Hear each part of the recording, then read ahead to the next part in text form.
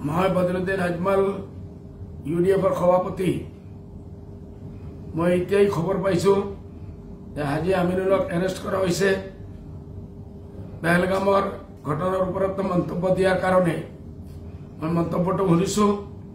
মোৰ কি মন্তব্য আমাৰ পাৰ্টিৰ কি ভিউ আছে মই কালি কৈ দিছো এইটো পেপাৰ পত্ৰিকা ওলাইছে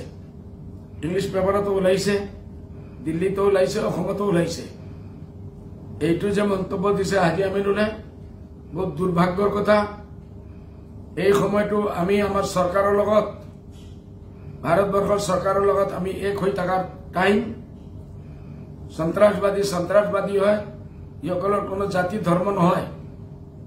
খাস কৰি যিসকলে সন্ত্ৰাসবাদী কাম কৰে ইসকলে ইছলামক বদনাম কৰি আছে মুছলমানক বদনাম কৰি আছে জাতিক বদনাম কৰি আছে এটো যিমান নিন্দা কৰা কম এই মন্তব্যটো হাজী সাহেবৰ আমাৰ পাৰ্টিৰ নহয় আমাৰ কোনো ভিউ নহয় জয় হিন্দ জয় ইউডিএফ